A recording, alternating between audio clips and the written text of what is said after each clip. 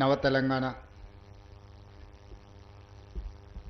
దినపత్రిక 10వ వార్షికోత్సవ కార్యక్రమానికి సభాధ్యక్షత వహించిన మిత్రులు ప్రభాకర్ గారు,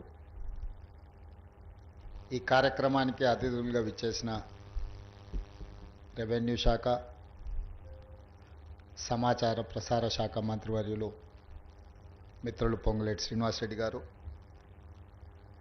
కార్యక్రమంలో పాల్గొన్న పెద్దలు వి రాఘోల్ గారు, తమ్మినేని వీరభద్రం గారు, జూలకంటి రంగారెడ్డి గారు, మిత్రులు, ఈ మధ్య క్షేత్రస్థాయిలో ప్రజా సమస్యల మీద పోరాటం చేస్తున్న సిపిఎం ప్రధాన కార్యదర్శి జాన్ వెస్లీ గారు, తెలంగాణ రాష్ట్ర ప్రభుత్వ సలహాదారులు వేం నరేందర్ రెడ్డి గారు, ఐఎన్పిఆర్ కమిషనర్ ప్రియాంక గారు, ఇక్కడికి విచ్చేసిన పెద్దలు వి హనుమంతరావు గారు, మిగతా రాజకీయ ప్రతినిధులు, పాత్రికేయ మిత్రులందరికీ నా హృదయపూర్వక నమస్కారాలు. మిత్రులారా, చాలా కార్యక్రమాలకు వెళ్తూ ఉంటాం, చాలా అంశాలను ప్రస్తావిస్తుంటాం, మాట్లాడుతుంటాం. కానీ ఇందులో ప్రజలకు ఉపయోగపడి, ప్రజలకు స్ఫూర్తినిచ్చి, నిరంతరం ప్రజల పక్షాననే నిలబడి పనిచేసే సంస్థలు కొన్ని మాత్రమే. ముఖ్యంగా పత్రికల నుంచి, ప్రసార సాధనాల నుంచి, పాత్రికేయ మిత్రుల నుంచి ప్రజలకు ఒక గొప్ప విశ్వాసం, నమ్మకం ఉంటుంది. కానీ ఈ మధ్యకాలంలో ఆ విశ్వసనీయతను కోల్పోయే పరిస్థితులు మన సమాజంలో జరుగుతున్నాయి. దేశ స్వతంత్రానికంటే ముందు స్వతంత్ర ఉద్యమ భావజాలాన్ని, ఈ దేశ ప్రజల్ని ఏకోన్ముఖం చేసి బ్రిటిషర్స్ చేతిలో నుంచి స్వతంత్రాన్ని సాధించుకోవడం కోసం ఆనాడు మహాత్మా గాంధీ గారు యంగ్ ఇండియా అనే పత్రికను వారు నడిపిండ్రు. వారి తర్వాత పండిట్ జవహర్లాల్ నెహ్రూ గారు నేషనల్ హెరాల్డ్ పత్రికను నడిపిండ్రు. స్వతంత్రానికంటే ముందు స్వతంత్ర సాధనలో పత్రికలు, భావజాలాన్ని, భాషను, స్వతంత్రం రావడం ద్వారా తండాలలో, గూడాలలో, మారుమూల పల్లెల్లో ఉండే అత్యంత వెనుకబాటుకు లోనైన ప్రజలకు కలిగే ప్రయోజనాన్ని ఆనాడు ఆ పత్రికలు దేశ ప్రజలందరినీ ఒక వేదిక మీదకి తీసుకొచ్చి స్వతంత్ర సాధన ఉద్యమంలో వాళ్ళందరినీ పాత్రదారులుగా చేయడానికి పెద్ద ఎత్తున ఆనాడు పత్రికలు ఉపయోగపడ్డాయి. అదేవిధంగా కమ్యూనిస్టు భావజాలాన్ని దేశవ్యాప్తంగా ప్రజలకు చేరువ చేయడానికి ఆనాటి సాయుధ రైతాంగ పోరాటం నుంచి మొదలు పెడితే సమాజాన్ని పట్టి పీడిస్తున్న సామాజిక రుగ్మతలు, అది బాల్య వివాహం కావచ్చు, లేకపోతే కులాల మధ్యల అంతరం కావచ్చు, జోగిని వ్యవస్థ కావచ్చు, ఆలయాలలోకి దళితులను ప్రవేశించకుండా నిషేధిస్తున్న సందర్భంలో ప్రజల పక్షాన నిలబడి ప్రజాశక్తి, ప్రజా సమస్యల్ని పాలకుల దృష్టికి చైతన్యం కలిగిన సంఘాలు వీటిని ముందుకు తీసుకెళ్లడానికి ఆనాడు కమ్యూనిస్టుల ఆధ్వర్యంలో ఉన్న పత్రికలు విశేషమైన కృషి చేసినాయి. తెలంగాణ సాయుధ రైతాంగ పోరాటం ఈ దేశానికి, ప్రపంచానికి ఆదర్శంగా నిలబడ్డదంటే ఆనాడు జరిగిన పోరాటాలను నిక్షిప్తం చేసి చరిత్రను ప్రజలకు అందించడానికి, భవిష్యత్ తరాలకు అందించడానికి కమ్యూనిస్టులు నిర్వహించే పత్రికలు కానీ, కమ్యూనిస్టు భావజాలంతోనే ఈ అంశాలను క్రోడీకరించిన చాలామంది పెద్దలు ఈ తెలంగాణ సమాజానికి ఎంతో ఉపయోగపడ్డారు. ఆ కోవలోనే ఆ వారసత్వం స్ఫూర్తిగా తీసుకున్న యాజమాన్యం ఈరోజు నవ తెలంగాణ పత్రికను ప్రారంభించి 10 సంవత్సరాలు పూర్తి చేసుకొని ప్రజల పక్షాననే నిలబడతాం, ప్రజల గొంతుకై నిలబడతాం. పాలకులు ఎవరైనా సరే మేము ప్రతిపక్ష పాత్రనే, ప్రజల పక్షాన పాత్రనే వహిస్తామని చెప్పి ఈరోజు నవ తెలంగాణ యాజమాన్యం కావచ్చు, ఇందులో పనిచేసే పాత్రికేయ మిత్రులు కావచ్చు, ఒక కమిట్మెంట్తోని ఈరోజు పనిచేస్తున్నందుకు వాళ్ళని మనస్ఫూర్తిగా నేను అభినందిస్తున్నా. ఈరోజు గతంలో సిద్ధాంతపరమైన భావజాల వ్యాప్తి కోసం రాజకీయ పార్టీలు పత్రికలను పెట్టుకున్నాయి. వాళ్ళు నమ్మిన సిద్ధాంతాన్ని ప్రజలకు చేరవేయడానికి, చేరవేసిన సిద్ధాంతాన్ని ప్రజలలో సుస్థిరపరచడానికి ఆనాడు రాజకీయ పార్టీలు ఈ పత్రికలను పెట్టుకున్నాయి. కానీ ఈరోజు వింత పోకడలు వచ్చినాయి. చేస్తున్న తప్పులను కప్పిపుచ్చుకోవడానికి, సంపాదించిన సంపదను కాపాడుకోవడానికి, వాళ్ళని ప్రశ్నిస్తున్న వాళ్ళను సమాజంలో వాళ్ళ పట్ల అసహ్యకరమైన భాషను ఉపయోగించి వాళ్ళ ప్రతిష్టను దెబ్బతీయడానికి ఇవాళ రాజకీయ పార్టీలు కొన్ని పొలిటికల్ పార్టీ ఓన్డ్ మీడియా రావడం వల్ల ఈరోజు జర్నలిస్ట్ అనే పదానికి డెఫినేషన్ ఎత్తుక్కోవాల్సిన పరిస్థితి వచ్చింది. మేము నిర్వహిస్తున్న పత్రికా సమావేశాలలో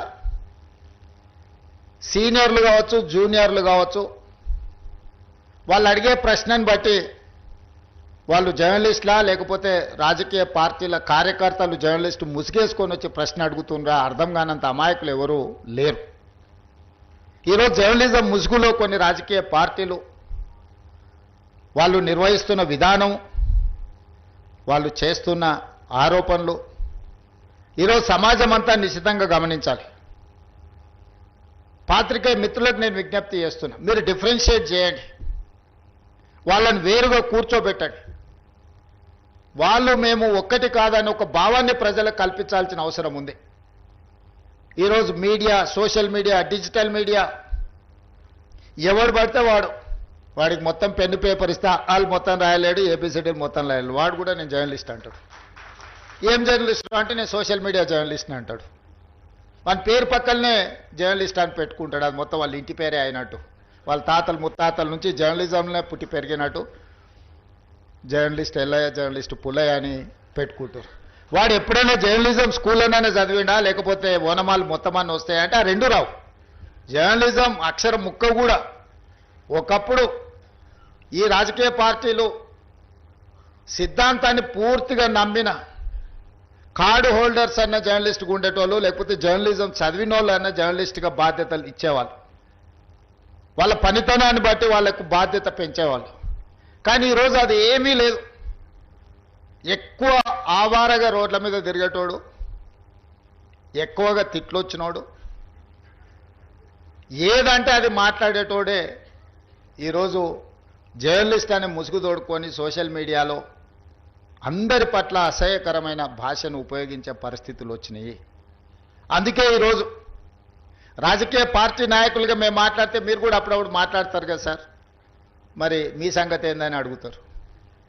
మరి అవతలలో అట్లా మాట్లాడితే సమాధానం ఎట్లా చెప్పాలో నాకు దారి దొరకడం లేదు. అందుకే నిజమైన జర్నలిస్టులు మీరు సెమినార్స్ నిర్వహించుకొని జర్నలిస్ట్ అనే పదానికి డెఫినేషన్ ఏందో డిఫైన్ చేయాల్సిన పరిస్థితి ఈరోజు సమాజంలో దాపురించింది. పత్రికా సమావేశాలకు కూడా ఎవరు పడితే వాడు లోపలికి వచ్చేసి మీకంటే ముందల కుర్చీలో కూర్చుంటాడు. ఇంతకుముందు నేను చూస్తాను, ఒక 15 సంవత్సరాల క్రితం నేను ప్రజాప్రతినిధిగా ఎన్నికైనప్పుడు పత్రికా సమావేశాలు పెడితే సీనియర్ రాగానే సీనియర్ జర్నలిస్ట్ ఏ పేపర్ అన్నా ఉండని, లేకపోతే ఏ టీవీ అన్నా ఉండని, జూనియర్స్ ఎవరైనా ఉంటే సీనియర్స్ వస్తే ముందల సీట్లో కూర్చున్న వాళ్ళు కూడా లేచి వాళ్ళకి సీట్ ఇచ్చి వెనక్కి వెళ్ళి కూర్చున్న వాళ్ళు, ఒకవేళ సీట్ లేకపోతే పక్కకు నించొని నోట్ చేసుకునేది. ఒక బాధ్యత, ఒక గౌరవం, ఒక మర్యాద. వాళ్ళ యాజమాన్యాలు ఎవరున్నా జర్నలిస్టుని ఒక గౌరవించుకునే పరిస్థితి ఉండే. ఇప్పుడు ఆ పరిస్థితి పూర్తిగా దెబ్బతిన్నది. వాడు ఖాళీగా ఉంటాడు కాబట్టి 3 గంటల ముందే వచ్చి ముందల కుర్చీలో కూర్చుంటాడు, కాలు మీద కాలు వేసుకొని. వాడికి ఆ వచ్చిన సీనియర్ జర్నలిస్టు వాళ్ళ జీవితాన్ని మొత్తం జర్నలిజంలో కలిపినరు. వాళ్ళు సిన్సియర్గా ప్రజా సమస్యల్ని విశ్లేషించడానికి, పరిశోధనలు చేయడానికి, వాళ్ళ జీవితాన్ని, ఆరోగ్యాన్ని ఫనంగా పెట్టి, కుటుంబాలను కూడా ఫనంగా పెట్టి ప్రజల సమస్యలను తెలుసుకోవడానికి ఎక్కడెక్కడనో మారుమూల ప్రాంతాలకు వెళ్ళి రోజుల కొద్దీ ప్రజలలో మమేకమయ్యే ఆ సమస్యల్ని తెలుసుకొని వాళ్ళు రాసిందన్న సంగతి, పాలకులు చేస్తున్న తప్పులను పట్టుకోవడానికి నిరంతరం శ్రమించి విశ్లేషించి మన ప్రాంతంలో జరిగిన విద్యుత్ ఉద్యమాల వెనుక ఇంత కఠోరమైన దీక్ష జర్నలిస్టులది ఉన్నది. సరళీకృత విధానాలు వచ్చినప్పుడు ఆ సరళీకృత విధానాలు దేశ సంపదను పెట్టుబడిదారులు ఏ విధంగా కొల్లగొడతారని ఆనాడు విశ్లేషించిన జర్నలిస్టులకు ఈరోజు వచ్చినోనికి వాళ్ళ గురించి ఓనమాలు కూడా తెలియని పరిస్థితి, వాళ్ళు వస్తే కనీసం కూర్చోమని చెప్పాల్సిన కనీస మర్యాద పాటించాలన్న ఇంగిత జ్ఞానం కూడా కోల్పోయిన వాళ్ళు ఈరోజు వచ్చి మేము పత్రికా సమావేశాలు పెట్టినప్పుడు ముందల వరుసలు కూర్చోవడం కూడా ధిక్కారంగా, మనమేదో లోకు అయినట్టు వాడేదో మన మీద పెత్తనాన్ని చెలాయించడానికి వచ్చినట్టు మన కళ్ళకు చూస్తుంటాడు. ఇంకా నువ్వు నమస్కారం పెడతలేవు, నన్ను చూసి తల ఉంచుకుంటలేవేందని. నాకైతే అప్పుడప్పుడు అనిపిస్తుంది దిగిపోయి పల్ల చెంపలు వలగొట్టాలని. కానీ పరిస్థితులు హోదా అడ్డం వస్తుంటాయి. గతంలో జర్నలిస్టులను చూస్తే మర్యాద ఇచ్చి పలకరించి ప్రెస్ మీట్ అయిపోయిన తర్వాత వాళ్ళతో 10 నిమిషాలు మాట్లాడి మేము చెప్పిన దాంట్లో ఏమన్నా లోపాలు ఉన్నాయా, లేకపోతే మేము చెబుతున్న ఉద్దేశం ఇదే అని వాళ్ళతో చిట్చాట్ చేసేది, కొద్దిసేపు మాట్లాడేది. లేకపోతే ప్రెస్ మీట్కి వెళ్ళకంటే ముందు వాళ్ళకి ఫోన్ చేసి కనుక్కునేది. విద్యుత్తుకు సంబంధించిన విషయాల మీద కమ్యూనిస్టు పత్రికలలో రాత జర్నలిస్ట్ పేరు నాకు సరిగ్గా గుర్తులేదు, కానీ నేను చాలాసార్లు విద్యుత్ మీద మాట్లాడాలనుకున్నప్పుడు మీ నవతెలంగాణనే అనుకుంటా జర్నలిస్ట్ వేణుగోపాల్ గారు, నేను చాలాసార్లు నాకు కొంత అవగాహన ఉన్నా ఇది 100% కరెక్ట్గా ఉండాలని మాట్లాడితే అని చాలా సందర్భాల్లో పిలిచి కూర్చోబెట్టుకొని మాట్లాడి అసెస్మెంట్స్ నుంచి యాదాద్రి భద్రాద్రి లాంటి విద్యుత్ ప్రాజెక్టులు, ట్రాన్స్మిషన్ లాసెస్ గురించి, విద్యుత్ బకాయిల గురించి, రైతుల సమస్యల గురించి చాలా సందర్భాల్లో జర్నలిస్టులతో కూర్చొని మాట్లాడి నోట్ రాసుకొని తర్వాత వెళ్ళి మాట్లాడేది. చాలామందికి మేము ఎంత వెనకాల హోంవర్క్ చేసినామని తెలీదు. అట్లా జర్నలిస్టులు వాళ్ళ నాలెడ్జ్ని మొత్తాన్ని ప్రజలకు ఉపయోగపడే విధంగా పనిచేసిన జర్నలిస్టు చాలామంది నాకు తెలుసు. కానీ ఈరోజు వింత పోకడలు వచ్చినాయి. ఆ వింత పోకడలకు రాజకీయ పార్టీలు కూడా తోడైనాయి. రాజకీయ నాయకుల యొక్క స్టేట్మెంట్ల పట్ల విశ్వసనీయత తగ్గుతున్న క్రమంలో జర్నలిస్టులు కూడా వేగంగా అదే దారికి పరిగెత్తుతున్నారు. ఎందుకంటే యాజమాన్యాలు, రాజకీయ పార్టీలు పెట్టుకున్న పత్రికలు, ప్రసార సాధనాలు ఈ వ్యవస్థను కూడా నిర్వీర్యం చేసి కుప్పగూల్చడానికి ఒక రకమైన కుట్ర అనాలనో, స్వార్థం అనాలనో, లేకపోతే విపరీతమైన పోకడలు అనాలనో నాకు తెలియదు, కానీ వేగంగా రాజకీయ నాయకుల యొక్క విశ్వసనీయత ఎంత వేగంగా సన్నగిల్లుతుందో జర్నలిస్టుల యొక్క విశ్వసనీయత కూడా ఈ రాజకీయ పార్టీలు కొన్ని పెట్టుకుంటున్న పత్రికలు, ప్రసార సాధనాల వల్ల జర్నలిస్టుల యొక్క విశ్వసనీయత కూడా వేగంగా సన్నగిల్లుతుంది. అందుకే ఈరోజు నిబద్ధత కలిగిన జర్నలిస్టులు విశ్లేషించుకొని ఒక లక్ష్మణరేఖ గీసుకోవాల్సిన అవసరం ఉంది. నిజమైన జర్నలిస్టు ఒకవైపు, జర్నలిజం ముసుగులో అరాచకం చేసే వాళ్ళని ఇంకొక వైపుకు నెట్టాల్సిన అవసరం ఉంది. అది జరగకపోతే పత్రికలకు, ప్రసార సాధనాలకు కాదు, తెలంగాణ సమాజానికి, దేశం యొక్క భద్రతకే ప్రమాదకరంగా తయారయ్యే పరిస్థితులు ఉన్నాయి. నిన్న మొన్న కొంతమంది సోషల్ మీడియా ప్లాట్ఫామ్లో పనిచేసే వాళ్ళు పాకిస్తాన్ ఐఎస్ఐ ఏజెంట్లుగా పనిచేస్తున్నారని చెప్పి ఆపరేషన్ సింధూర్ సందర్భంగా కొంతమందిని అరెస్టులు చేసే పరిస్థితి వచ్చింది. ఏ ముసుగు తోడుకొని ఎలాంటి కార్యక్రమాలు చేస్తున్నారో ఈరోజు మనం అర్థం చేసుకొని ముందుకు వెళ్ళాల్సిన పరిస్థితి ఉన్నది. అందుకే మిత్రులారా, ముందు నుంచే నాకు పాత్రికేయ మిత్రులన్నా, వాళ్ళు విశ్లేషణలన్నా, లేకపోతే వాళ్ళు రాస్తున్న వార్తా కథనాలలో సమాచారాన్ని నేను ఎప్పుడు నిశితంగా గమనిస్తుంటా. అది మాకు కూడా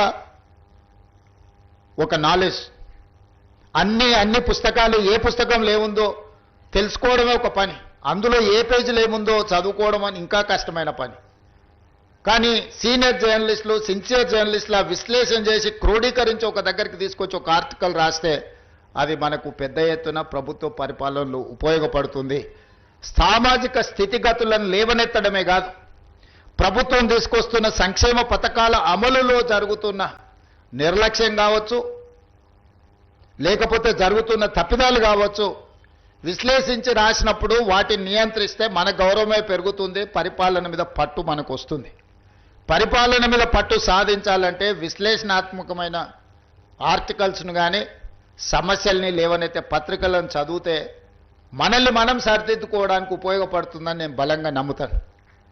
అందుకే ప్రజల్ని ఈ మధ్య గతంలో నిర్బంధాలు ఉండేవి. ఈ మధ్య మా మిత్రుడు జాన్ వెస్లీ గారు చాలా ధర్నాలు కార్యక్రమాలలో వెళ్తున్నారు. ఎక్కడ కూడా పోలీసులు వారిని అడ్డుకున్న పరిస్థితులు అయితే లేవని నేను అనుకుంటున్నాను. నేను క్లియర్గా చెప్పిన అన్నీ గమనిస్తూనే ఉన్నాను. నేనేం అందుకే చెప్తున్నా, వారు ఒకవేళ అట్లా అనుకుంటారేమో అని అందుకే చాలా క్లారిటీగా చెప్తున్నా. నేను కిందికి కూడా అధికారులకు ఆదేశాలు ఇచ్చిన. మా ఆలోచనను బట్టే అధికారులు పనిచేస్తారు. అధికారులకు పెద్దగా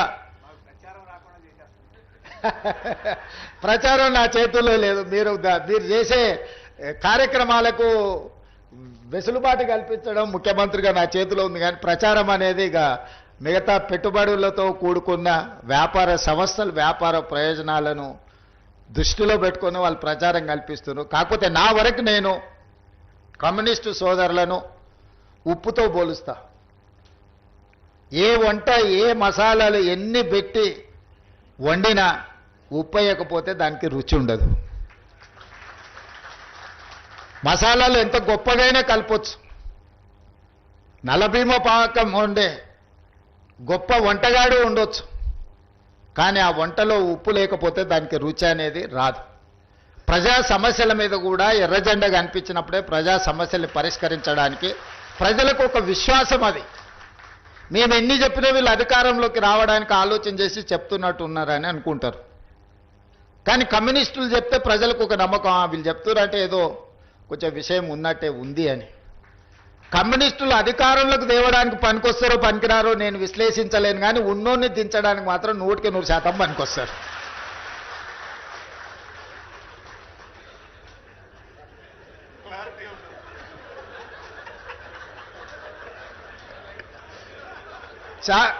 వేదిక మీద ఉన్న నాయకులకు నేను చెప్పిన విశ్లేషణ నచ్చకపోవచ్చు, కానీ నా భావాన్ని కూడా ఇక్కడైనా చెప్పకపోతే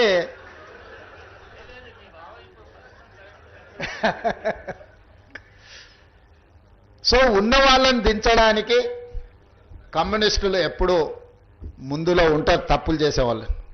సో అందుకే తప్పులు జరగకుండా పరిపాలన అందించాలనేది నేను చాలాసార్లు ప్రైవేట్ సంభాషణలలో చెప్తూ ఉంటా. నేను నిజం చెప్పకపోయినా సరే కానీ నేను అబద్ధం చెప్పను అని. నిజం కొన్నిసార్లు కొంతమందికి ఇబ్బంది కలిగించవచ్చు, లేదా నేను చెప్పే నిజం కొంతమందికి అనవసరమైన సమాచారాన్ని ఇచ్చే అవకాశం ఉంటుంది. కానీ నేను ఎప్పుడు కూడా నా ఏ ఉపన్యాసమైనా ఏ విశ్లేషణ అయినా ఏ సందర్భం వచ్చినా రేవంత్ రెడ్డి ఈ అబద్ధం చెప్పినని ఇప్పటి వరకు ఎవరు నన్ను విశ్లేషించలేదు. నిజం అనేది ఒక భాగం. నేను రాజకీయాలకు వచ్చినప్పుడు నేను స్పష్టంగా నిర్ణయించుకున్నా, అబద్ధాల ప్రాతిపదిక మీదన అబద్ధాల పునాదుల మీద మన రాజకీయ భవిష్యత్తును నిర్మించుకుంటే అది ఏదో ఒక రోజు కూలుతుంది. అబద్ధాలు అనేటివి ఎల్లకాలం నడవవు.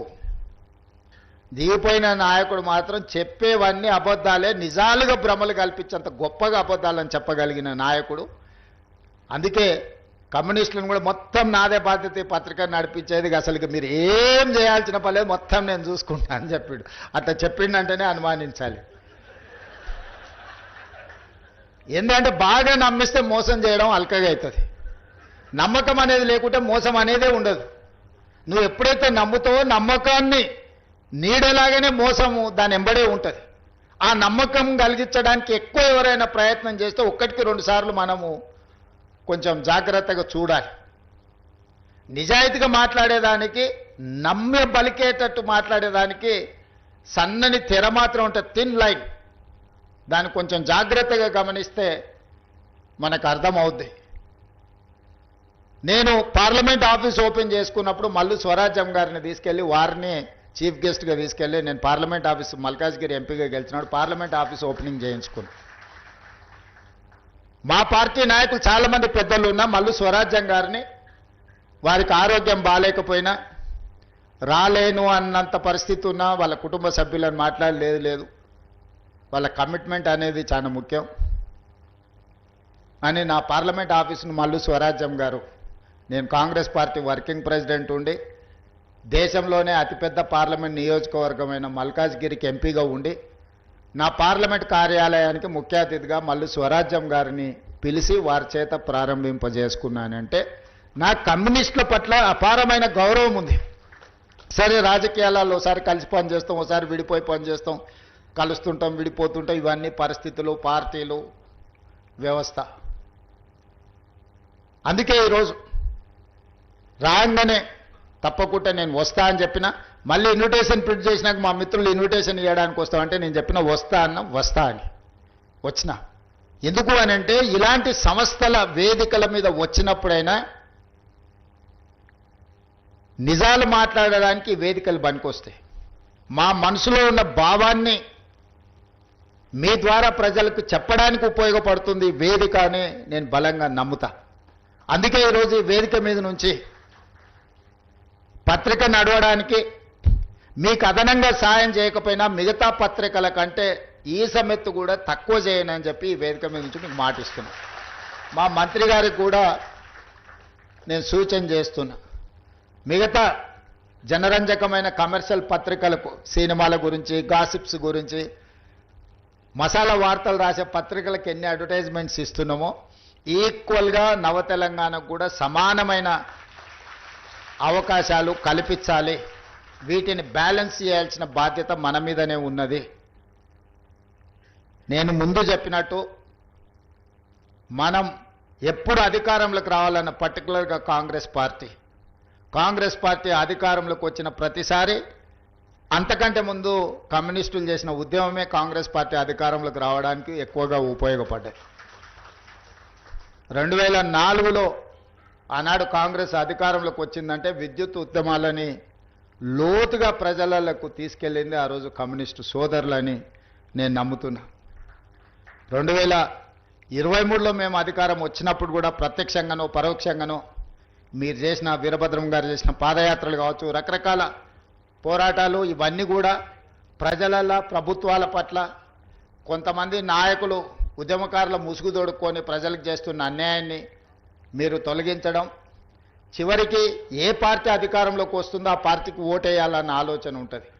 కొట్లాడేటప్పుడు ప్రజలు మీ పక్షాన ఉన్నా నిర్ణయం తీసుకున్నప్పుడు అధికారంలోకి వచ్చే పార్టీకి ఓటేస్తే బాగుంటుందని అనుకుంటారు. ఎందుకంటే వాళ్ళు కూడా వాళ్ళ ఓటు ఓసారి ఇటు వస్తే ప్రయోజనం ఉంటుంది కదా అని. అందుకే ఈరోజు రావడానికి ఉపయోగపడ్డారు, దీన్ని కొనసాగించడానికి కూడా మీ సహకారం ఉండాలి. మళ్ళోసారి వస్తే ఇంకా పేదలకు మంచి చేయడానికి అవకాశం ఉంటుంది. సమస్యల ప్రాతిపదికన ప్రభుత్వం మంచి చేస్తే మంచానండి. నేను మా పార్టీ మీటింగ్లో చెప్పిన, చెడును చెవులో చెప్పాలి, మంచిని మైకులో చెప్పాలి అని. మీరు చెడును చెవులో చెప్పకపోయినా నవ తెలంగాణలో రాసినా కూడా మాకు చేరుతుంది. మీరు రాసింది తప్పకుండా ప్రభుత్వం పరిగణలోకి తీసుకుంటుంది. నిజంగా ప్రజలకు ఉపయోగపడే ఉంటే అట్లాంటి విషయాలు ఏమైనా ఉన్నా మేము తప్పకుండా ఈ ప్రభుత్వం వాటిని పరిగణలోకి తీసుకుంటుంది. భవిష్యత్తులో కూడా కాంగ్రెస్, కమ్యూనిస్ట్ సహకారము అన్ని రకాలుగా ఉండాలి. మనం కలిసి పనిచేస్తే ప్రజలకు ప్రయోజనం ఉంటుంది. దున్నేవాడికి భూమి అనే కమ్యూనిస్టు నిదానాన్ని కాంగ్రెస్ పార్టీ అసైన్మెంట్ పట్టాలతోని ప్రజలకు చేరువైంది. పేదవాడికి ఇల్లు లేదన్నా, పేదవాడికి బుక్కడి బువ్వ పెట్టాలన్న కమ్యూనిస్ట్ ఆలోచనని కాంగ్రెస్ పార్టీ అమలు చేసింది. ఆలోచన మీది, పోరాటం మీది, అమలు చేసే బాధ్యత మాది. కృషి మీది, అధికారం మాది. మీ సహకారం ఇదే విధంగా కొనసాగాలని తెలియజేస్తూ మీ అందరి దగ్గర సెలవు తీసుకుంటున్నారు. ధన్యవాదాలు మిత్రులారా.